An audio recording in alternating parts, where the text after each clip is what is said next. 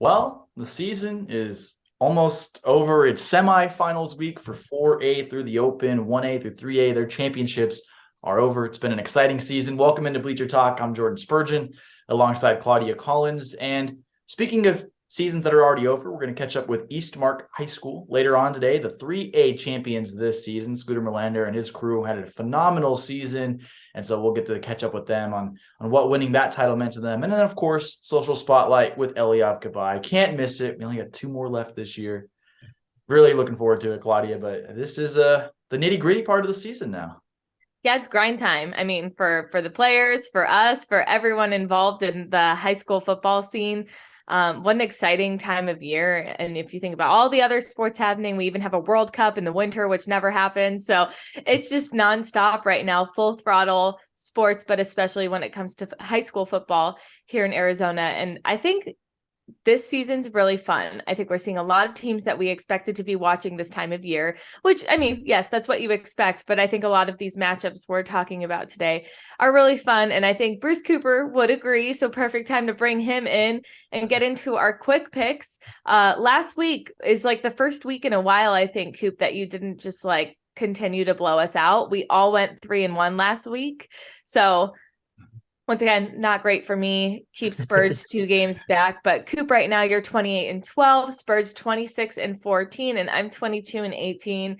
I'll take it. You know what? It's been a really fun season to watch, and this week we're choosing from all 5A and 6A semifinals games, so we're kind of sticking with that theme here. And I say we get into it. The first game, Higley at Desert Mountain, and Coop, I'll let you make the first pick. Wow, gosh. A little offense versus defense kind of a matchup, huh? Well, I'll tell you what, Jamar Malone, I mean, him and Esposito and Hancock, I mean, the 2 receivers over 1,000 yards. I mean, they play video game like on the football field every Friday night. I mean, it's incredible to watch and see. I mean, I think I was reading a stat where they've scored on the season over 530 points. Ooh. I mean, unbelievable. And then I look at Desert Mountain. And Desert Mountain, they don't really have that type of explosion offensively like Higley, but I tell you what, they are defensively more sound. And so I'm going to ask myself, what wins this time of year? Is it the offense or is it the defense? And boy, it's such a tough call. Both teams 10-2 overall. My goodness. Eddie Zuby, Conrad Hamilton. Oh my gosh, you guys have really nailed. I feel like I'm pinned up against a wall on this one, but you know what? I'm such a Dylan Tapley fan at Desert Mountain. I mean, a terrific 2-way player. I mean, I'm gonna lean on him and Nolan Clement with the Wolves to make the difference here. I'm going to take Desert Mountain. And if I take Desert Mountain, that means that Higley's not scoring 50, 60 points. You know, their average, their norm. So I'm going to take Desert Mountain 21, Higley 17. But what a tough call. Coop, I will say I'm kind of bummed because you took my every single note. So I'll pass it along to Spurge and see if I can muster anything up interesting to say. Spurge, what do you think? Yeah, Coop, you really touched on it all. Just the hype around this game, I think, is one of the more hyped games in the postseason this year. It reminds me a lot of kind of what the conversation was last year in the Open between Basha and Liberty, where Basha is the really explosive young team that just has playmakers at every single position, and Liberty was kind of just that hard-nosed, really tough team that's been well coached for a long time. They had a little bit more experience in that situation. And I think that's what we have here with Higley and Desert Mountain. I think Higley is a year away from being a team that is potentially going to dominate 5A. I think by next year, with Jamar Malone really coming into his own, that team could go far, maybe even potentially become an open division team with just how explosive this offense is. But I just think Desert Mountain right now is just a step ahead in their development. So give me Desert Mountain 24, Higley 21. Okay, you guys are driving me nuts because 24-21 was my score and I didn't know who I was giving it to yet. Although I have to agree with everything you're saying. I've seen Desert Mountain play this season. I don't have the advantage of having seen Higley, but the Desert Mountain defense really stuck out to me. I mean, that was the thing I left that game with against Skyline was this defense is incredible. And it was a great offensive game, but it also wasn't the best matchup to give my takeaways from. But I also think that this matchup, Higley at Desert Mountain, is the one that we expected and hoped to see at this point in the season. I do think Higley is highly underrated. But I also think the same for Desert Mountain. And I think the answer to your question, Bruce, of what wins games this time of year, is it offense or defense? I think defense in this case, when you look at a team like Desert Mountain. So I'm gonna stick with my original score I have written down, which is 24-21, and I'm gonna call it on Desert Mountain. You guys are cracking me up here. So let's see if we can come up with something different on this next game. Cactus at Notre Dame Prep. Spurge, I'll let you start.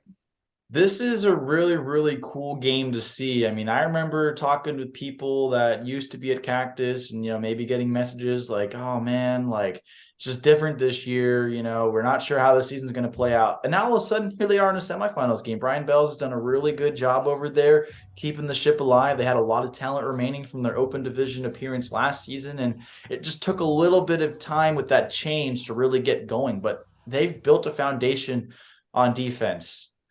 But Notre Dame Prep has just been phenomenal this season. Cooper Perry has been one of the top wide receivers in the state.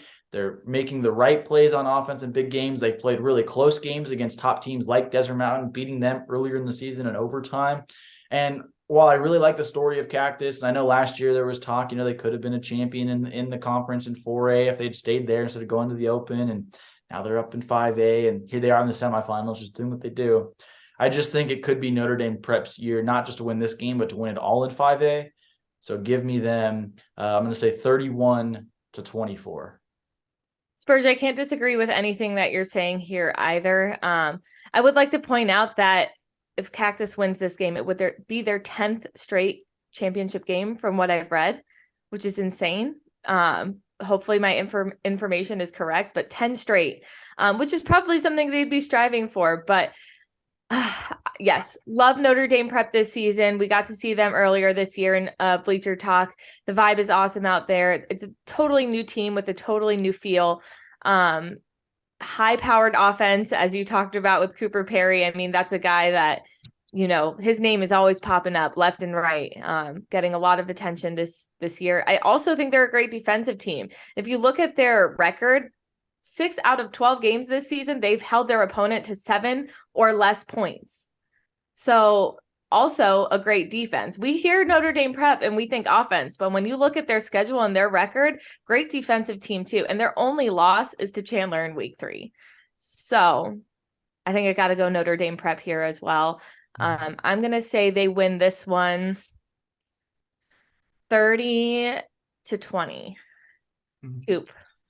Yeah, look, I think 10 straight championship games is not correct. I think it'd be maybe 10 overall, so that would for Cactus. But I will say this, and you guys have hit the nail on the head. I mean, look, Brian Bellis has done a great job over there. I mean, the Cobras have come in with 7 straight wins. I mean, everything's riding high for them. They beat Willow Canyon and Horizon in their 2 playoff games here.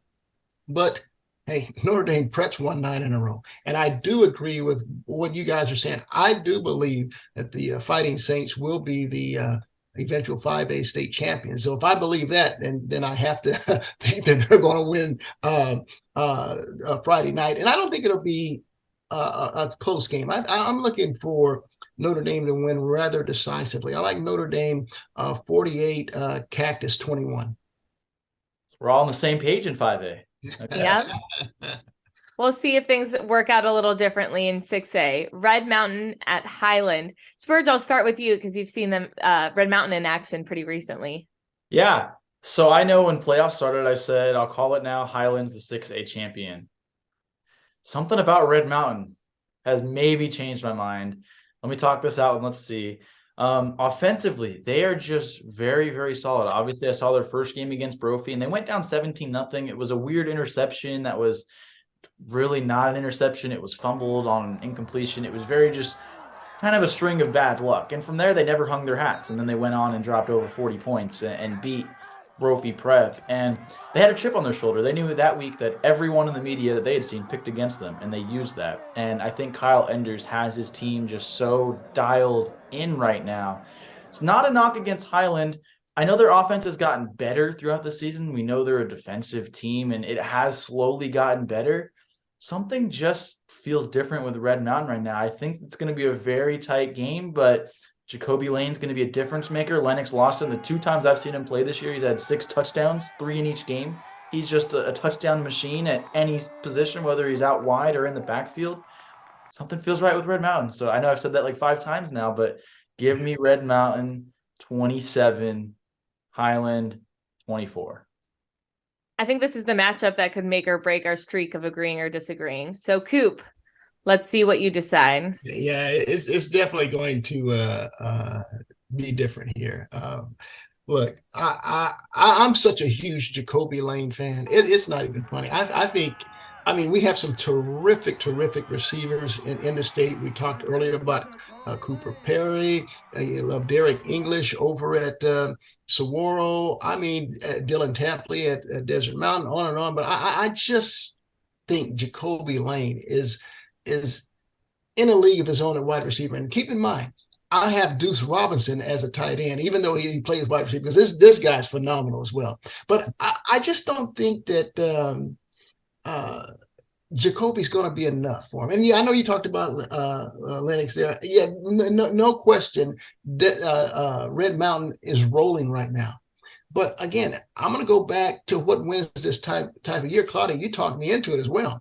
It's defense. I mean, Joseph Allen and Cooper Scott, they're going to find a way to make plays, to get the ball back to the offense. And yes, Highlands offense has been evolving. It's been a struggle for them to score. So I'm looking at another low scoring game. I'm looking at Highland 14, Red Mountain 10. Okay, split decision so far. Gotta say, Spurge, I knew you were going Red Mountain after that last game. I just knew it. You got some awesome footage out there that maybe even convinced me for a while that I needed to go Red Mountain because it looked flashy, it looked fun, and I would love to see it be a fun, high-scoring game on both sides. I agree, Coop. I don't think that's the case here. I really like what Red Mountain is all about. Lennox Lawson, Jacoby Lane. I don't want to call myself a fan because we're in media, but yeah, I'm big fans of what they do. They're fun to watch. I mean, that's what makes our job fun, is seeing guys like that. However, I have seen Highland play a few times this year. I don't know what keeps bringing me out to Highland, but it's happened a few times, and their defense is incredible. Joseph Allen, one of the most underrated players in all of Arizona. I agree, though, Coop. It's going to be a low-scoring game. I'm going to call it Highland 14, Red Mountain 7. Tough choice here, and I gotta say, Spurge, I was undecided for a little bit there because of your last game that you saw, but split decision. So either Coop is going to continue on his lead, or we'll see what happens with this next pick, Pinnacle at Castile. Coop, I'll let you make the first pick. Pinnacle at Castile, huh? This is a tough one. That's a killing.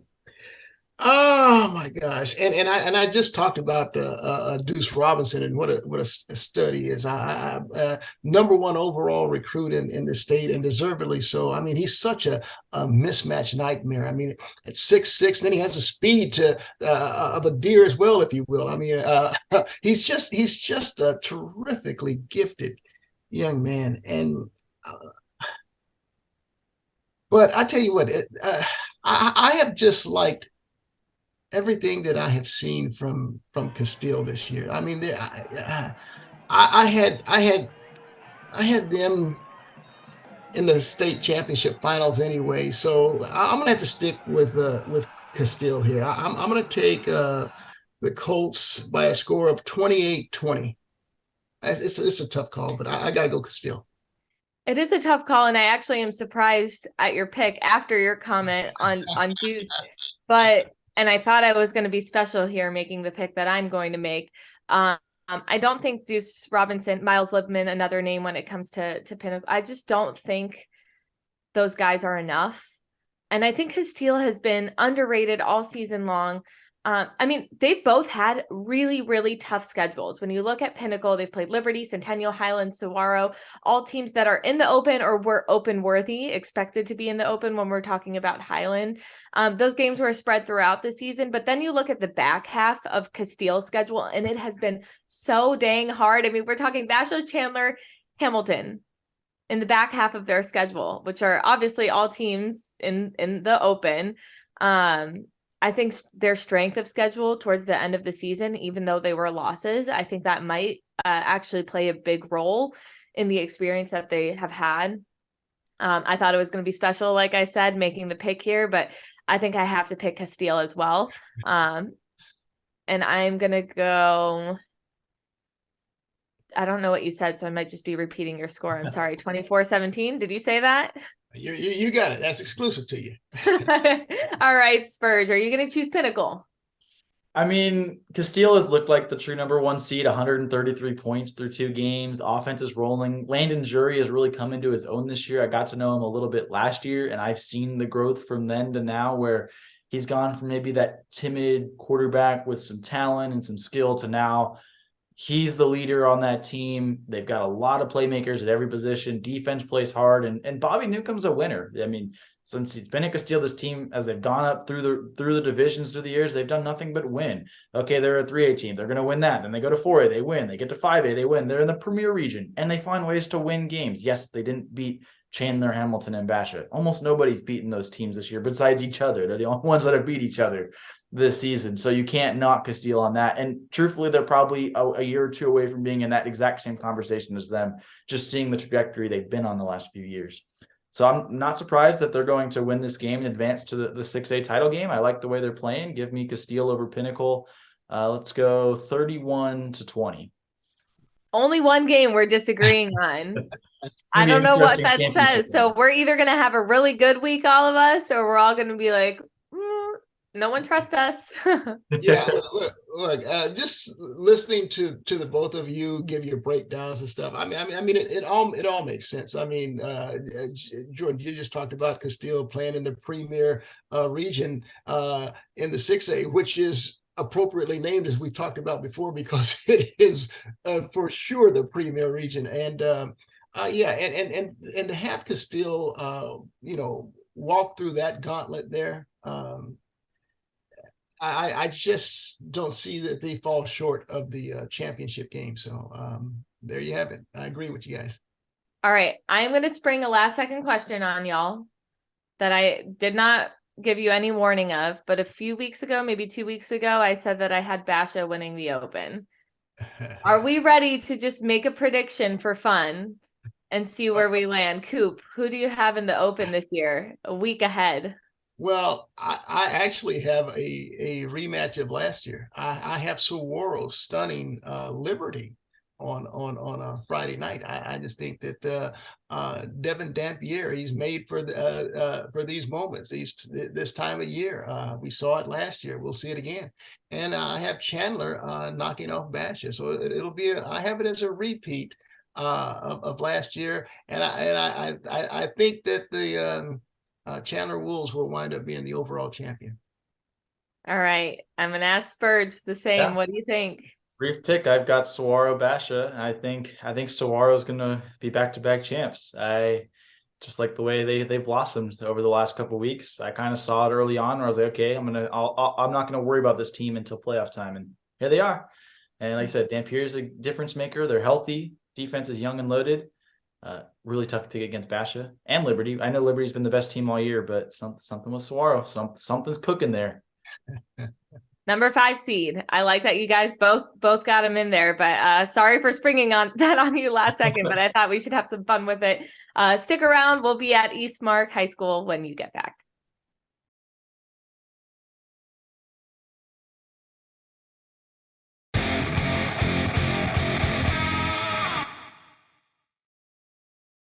I'm Mac Molander, reporting for Sports 360 AZ, and we're the Eastmark Firebirds. Go Birds. Oh.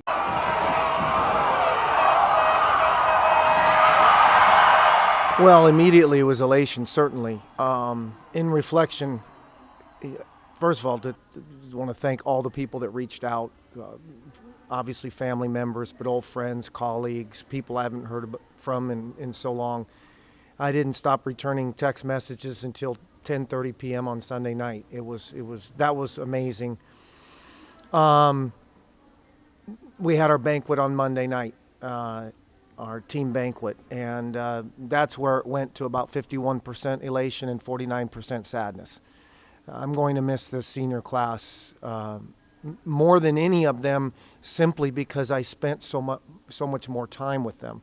We just started the program 3.5 years ago.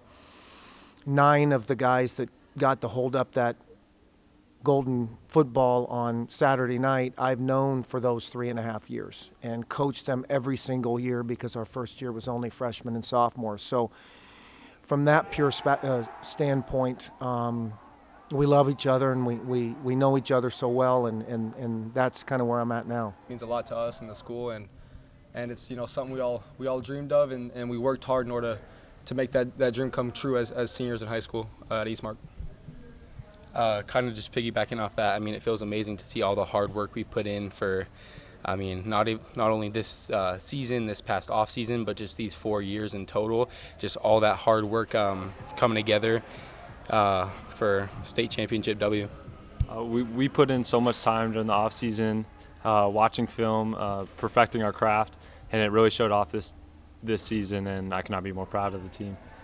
Yeah, I think that we kind of set the tone for the rest of the school year for the, all sports programs, and I've even heard that from some different coaches around campus. You know what I mean? I'm playing basketball and I do track as well, so and even like other programs, I think that they're ready to step up to the plate and take their shot, because they saw us do it and they think they can do it as well, which I believe every single sport at Eastmark is capable of doing that, and that's a really exciting thing to be the first team sport to have a state championship in Eastmark history, and I think that's a big thing for our school and our program as well. I think we just started that legacy of sort of winning. Prior to this, our girls basketball team last year had made it the farthest in the playoffs out of any of our teams, and they set the bar last year, and this year it was us. We set the bar, and we went out there and got a state championship win, and that just sets the bar for the rest of the school. It shows this school that just because we're 3A, 4A, whatever division we're in for that specific sport, it doesn't matter. As long as we do what we do here at Eastmark, and that's just our 3 rules: show respect, be kind, show integrity. If we do that on and off the field, on our own time, whatever, just being held to those standards, it's possible for any single one of our teams here on this campus. Not only did we create a great example for other sports teams, the younger kids, they look up to us, and a couple of them got brought up to varsity, and they were able to see how hard we have to work in order to achieve our goal, and that was to win a state championship. So now they kind of have a taste of what they have to do to win that state championship. First of all, I think that we put ourselves on the map as a destination school for people deciding which high school they want to go to, or people are moving in from out of state, that we're a legit option. Next year, we're likely to move up in division. So that's first of all. Second of all, to use our platform appropriately, and to help others, to share, to help young coaches, help mentor, to do whatever I can do to help people. And then around our high school right now, to use the platform that, yes, we are state champions, but to make our school better, to pick up trash, little things from picking up trash to stopping negative comments, to being helpful in the classroom to the teacher. All of those things we talk about a lot. Sometimes we succeed with them, but here is the best opportunity. They're all glue guys. They're all super likable guys as well. And so you can't be a great leader in a sport, or I should say it's very difficult to be a great leader in a sport if you're not a great player, and all 3 of them are. But again, they were never cocky, never arrogant about it. First one to be on the field, last one to leave, all of those little things that you expect. And then heard this analogy the other day. You know, the tip of the iceberg. You only see that. What is it, fifth, sixth, or something along? I'm not a science guy, but all the work that they did behind the scenes that nobody sees. The private workouts, the huddle film and video watching, the preparation and all of that. And you know, Caden Armstrong, our inside linebacker, just an amazing young man. Austin Johnston, an amazing young man, an amazing player. And then the special aspect with Mac Molander, he happens to meet my son. And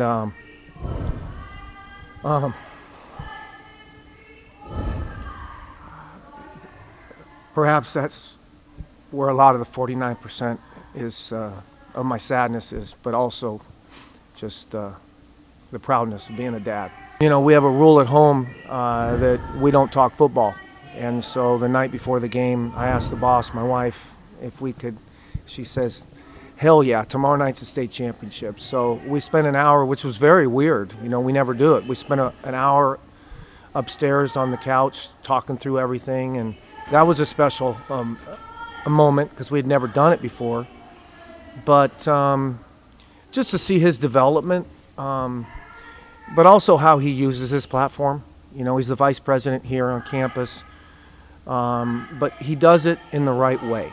And that's what I'm so proud of, the type of people, all of the three here and others on our team, the type of kids that they are. That's what's most important. I'll ask a couple questions real quick. Shoot, you know, Caden, on the defensive side of the ball, what was your favorite memory from this season in a game? Shoot. There's a lot, but I think one of them might be that last play on ALA Gilbert North, just getting the pressure on that quarterback, jumping up in the air, missing that ball, and just looking back and seeing it go out of bounds, and just seeing all my dudes around me just getting hyped, and just that was an amazing feeling, and that's gonna stick with me forever. Yeah, that was great. Austin, I have a question for you now. All right, out of all the quarterbacks that have thrown to you, right? I'm just kidding. No, I'm not asking that question. This year, out of your 28, 29 touchdowns, what's your favorite one that you scored this year? At least your most memorable one. Definitely the last touchdown of the Thatcher game for the state championship. It kind of felt like the dagger, and that was my last high school touchdown, so that was super special. Yeah, that was a great throw. It really was. I'll say that.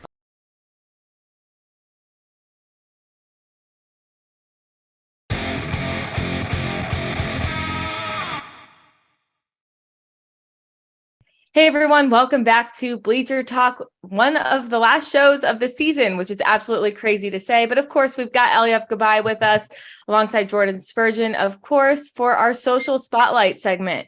And I feel like Social Spotlight is going to be really interesting this week and for the following week and maybe even the week after that as we just close out the season. But Eliab, go ahead and kick us off.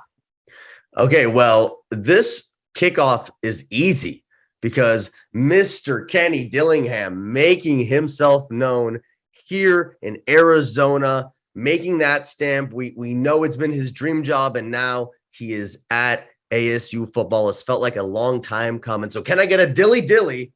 Because now we're going to hear from Dillingham. I am who I am. I am who I am. I'm going to be the same person every single day I show up to work. I'm going to be fired up to be here. Fired up to be a Sun Devil. And this place, what this place needs to be successful, it's already been successful. We've seen it.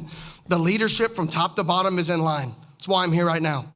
And coming off this, you love the passion. You can feel it, obviously, and kind of the inspiration all week, really, from everybody. And here's a tweet from Just Chili where he's actually responding to a fan asking about recruiting in the state, and UA has picked it up. NAU has picked it up. And he believes with Dilly, it'll pick up as well. And I agree. What do y'all think? We'll start with you, Claudia.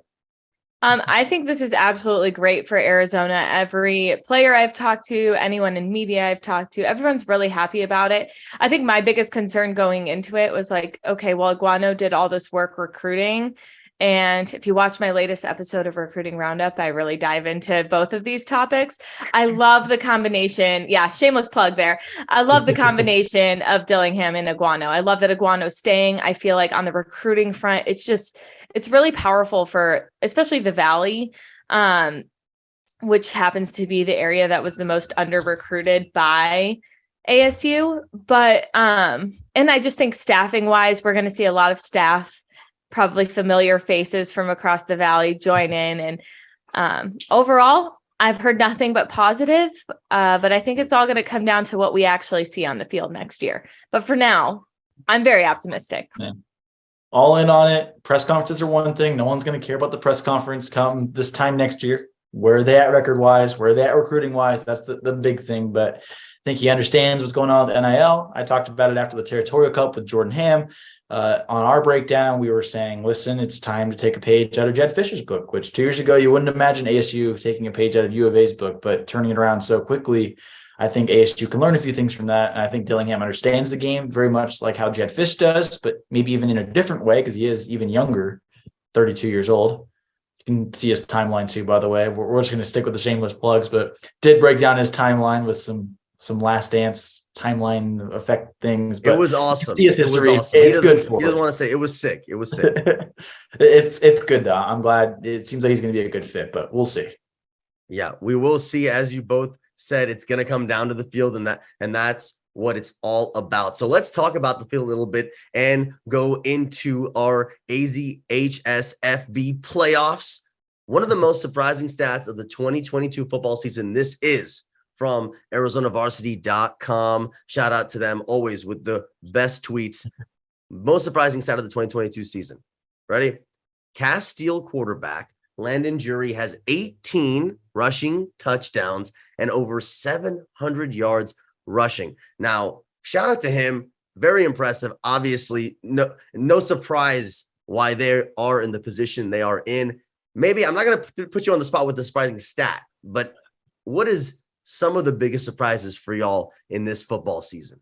I mean, that right there is up there for me. I mean, I know Landon Jury can sling it, and I've seen him, be physical and run it, but I didn't realize they're relying on him in the red zone like that. And as a 1 seed 6A, he's getting the job done. I do got to say, Cactus being in the semifinals in 5A, making the jump from 4A after being in the open division last year. And, obviously Coach Ortiz moves on to Perry High School and Brian Bell steps in, and they struggled early on. Boom, they rip off 7 wins and in a row. And now here they are in a 5A semifinal game. I think that's really cool. And it just shows you that programs can sustain success when you keep some semblance of coaching staff in there that's been in the building for a while.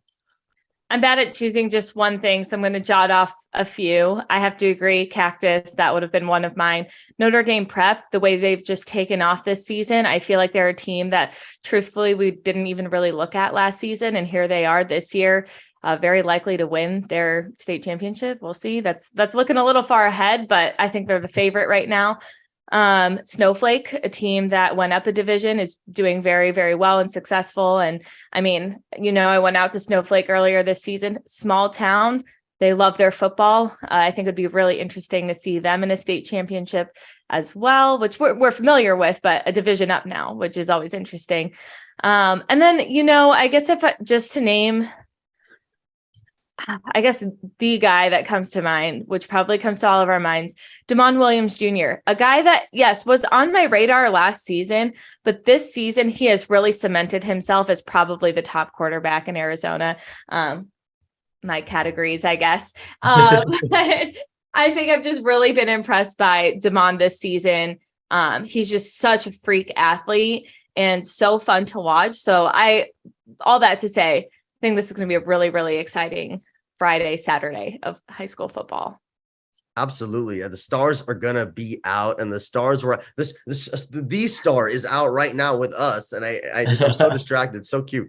But the stars were out for Perry against Liberty, Arizona high school basketball, and the Arizona Coyotes national anthem singer came out. And honestly, that's the kind of hype we need for later on in the year, where obviously right now high school football is what's happening, but You know, there's a lot of sports going on, and I love that. I love that. I know I love basketball too, but I love that hype is there, and they're treating it as such, you know. Oh, say does that star-spangled banner yet wave?